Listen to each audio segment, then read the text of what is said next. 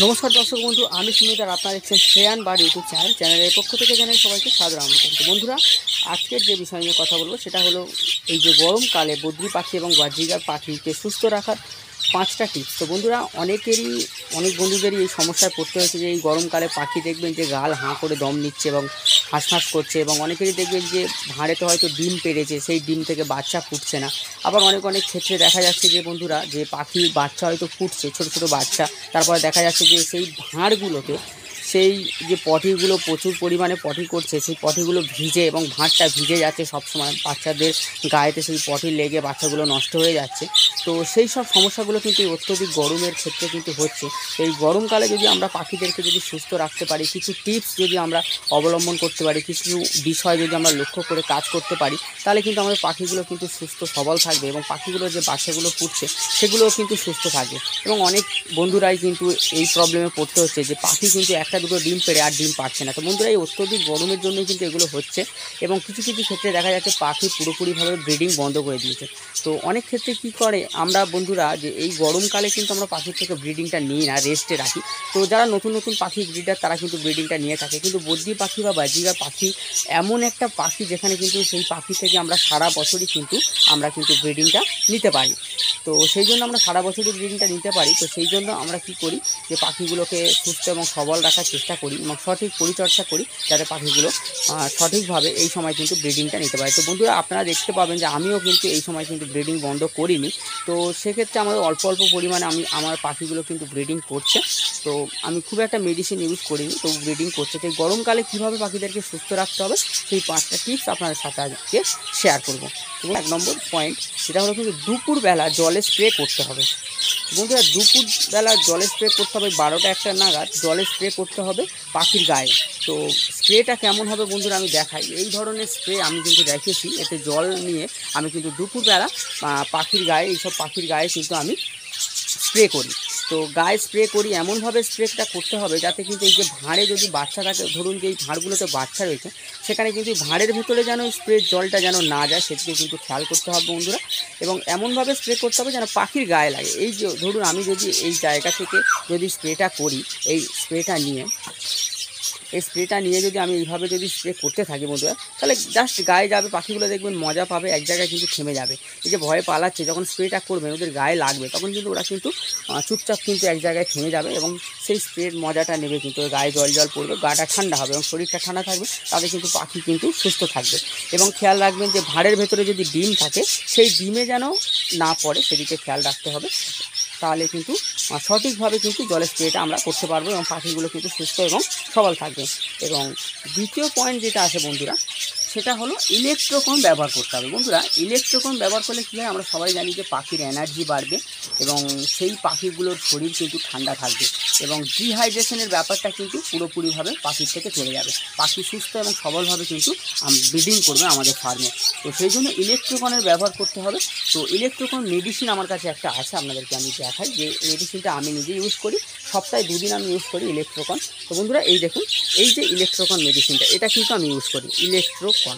তো এটা আমি কি করি, 1 লিটার জলে 5 ml, এখানে ঢাকনা আছে বন্ধুরা, এই 5 ml কিন্তু আমি ইলেকট্রোকন 1 লিটার জলে ব্যবহার করি। তো এবং যদি আপনাদের 1 জোড়া 2 জোড়া পাখি থাকে, সেক্ষেত্রে 4 ফোঁটা 5 ফোঁটা একটা জলের বাটিতে, এরকম একটা জলের বাটিতে আপনি 4 ফোঁটা থেকে 5 ফোঁটা কিন্তু ব্যবহার করতে পারবেন। করে পাখিকে সকালবেলা প্রোভাইড করবেন, দেখবেন পাখিগুলো খাবে এবং কিন্তু সুস্থ এবং সবল থাকবে। তাতে কিন্তু বন্ধুরা, পাখির যে ভাঁড়ের ভেতরে যে বাচ্চাগুলো পটি করছে, লুজ মোশন হচ্ছে, যে ভিজে পটি করছে, সেটা কিন্তু একেবারে কমে যাবে এবং পাখি কিন্তু সুস্থ থাকবে, এনার্জেটিক থাকবে। তো সেই জন্য আমরা কিন্তু ইলেকট্রোকনটা ব্যবহার করে থাকি। তো বন্ধুরা, আপনারা ওই ইলেকট্রোকনটা না পেলে আপনারা কিন্তু হিউম্যান যেটা আমরা ব্যবহার করে থাকি, ওয়ারেস কিন্তু আমরা জলে মিশিয়ে পাখিকে প্রোভাইড করতে পারি। এবং বন্ধুরা, 3 নম্বর পয়েন্ট যেটা আছে, সেটা হলো কিনা ভেন্টিলেশনের ব্যবস্থা করতে হবে। তো বন্ধুরা, এই খাঁচা যে দেখবেন আমি এই কভারগুলো তুলে রেখেছি, এগুলো কিন্তু আমি উইন্টার সিজনে, শীতকালে কিন্তু ফেলি।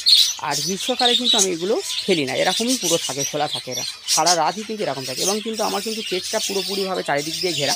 এই দেখুন এখানে জানলা রয়েছে, যেখান দিয়ে এখানে দরজা রয়েছে, এই ঝাঁপটা কিন্তু রাত্রিবেলা ফেলা থাকে না, যেখানে হাওয়াটা কিন্তু প্রবেশ করতে পারে। দেখুন এই যে জানলা করা রয়েছে, এখান থেকে কিন্তু পুরোপুরিভাবে এই দক্ষিণ দিক থেকে হাওয়াটা কিন্তু আমার কেজের মধ্যে প্রবেশ করে। এবং পেছনে দেখুন একটা জানলা করা রয়েছে, যে এই কেজের মধ্যে দেখুন এই দিকে জানলা রয়েছে, এখান দিয়ে কিন্তু হাওয়াটা অনায়াসে বেরিয়ে যেতে পারে। এবং এই ভেতরের যে প্লাস্টিক কভারগুলো কিন্তু আমি ফেলি না, যাতে ভেন্টিলেশনটা ভালো থাকে এবং পাখিগুলো সুস্থ থাকে, ঠান্ডা বাতাস যেন হালকা প্রবেশ করতে পারে এবং একদিক দিয়ে বেরিয়ে যেতে পারে। এই ভেন্টিলেশনের ব্যবস্থাটা করতে হবে।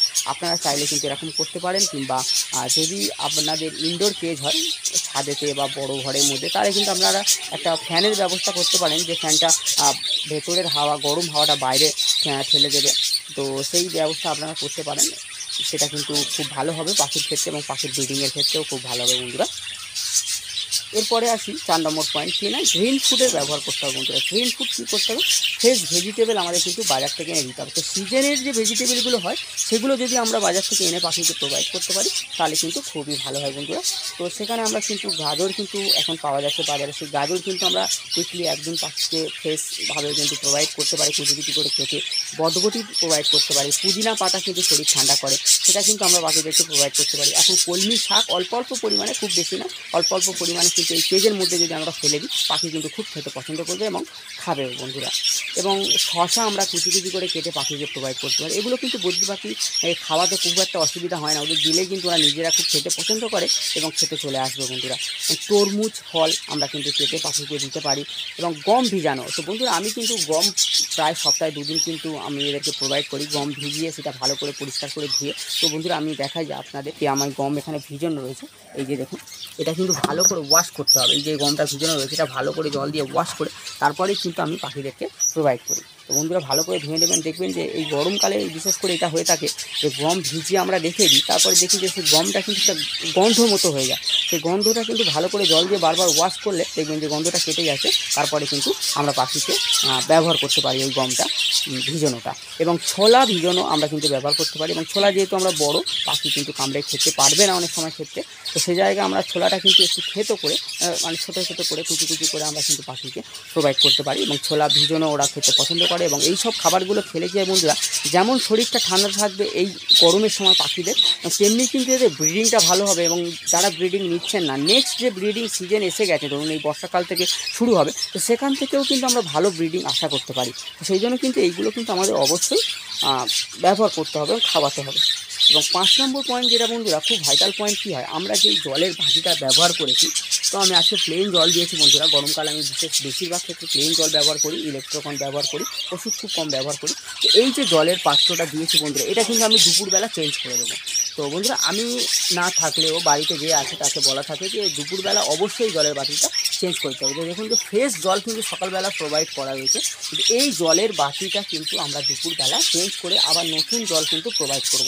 তাতে কী হয়, জলের টেম্পারেচারটা ঠিক থাকে এবং পাখি কিন্তু সেই জলটা স্বস্তিভাবে শান্তিভাবে খেতে পারবে।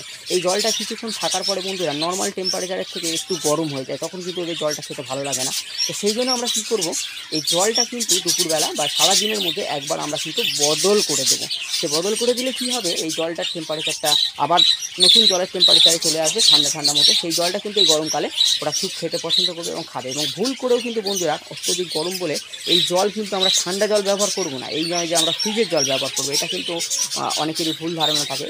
পাখি ভাবছেন যে ভালো থাকবে ঠান্ডা জলের সাথে নর্মাল জল মিশিয়ে জলের টেম্পারেচারটা নর্মাল করে পাখি, একদমই নয় বন্ধুরা। ফ্রিজের জল একদমই প্রোভাইড করা উচিত নয় পাখিকে।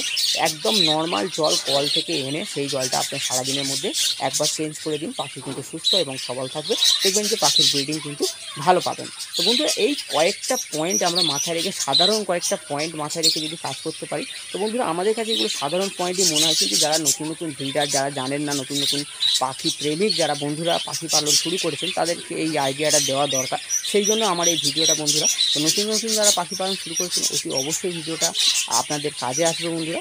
তো অনেকেই জানেন না পাখিদেরকে কীভাবে লালন পালন করতে হয়, যারা শখের বশে পছন্দ পালন, যেসব বন্ধুরা বা ভাইয়েরা নতুন নতুন পালন করা শুরু করেছেন, তো তাদেরকে এই কয়েকটা সাধারণ পয়েন্ট মাথায় রেখে যদি কাজ করেন, এই অত্যধিক গরমে আর বেশ কিছুদিন গরমের পরে ধরুন বর্ষা চলে আসবে, তো তখন কিন্তু খুব একটা সমস্যা দেখা যাবে না। তো এই গরমে একটু ট্রিটমেন্ট করুন, পাখিগুলো আপনার ভালো থাকবে, সুস্থ থাকবে, এই কয়েকটা পয়েন্ট মেনে কাজ করুন।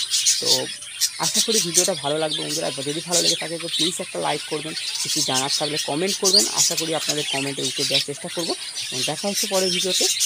ভালো থাকবেন, সুস্থ থাকবেন, দেখতে থাকবেন শ্রেয়ান বাড়ি ইউটিউব চ্যানেলের পক্ষ থেকে জানাই সকল দর্শক বন্ধুদের ধন্যবাদ।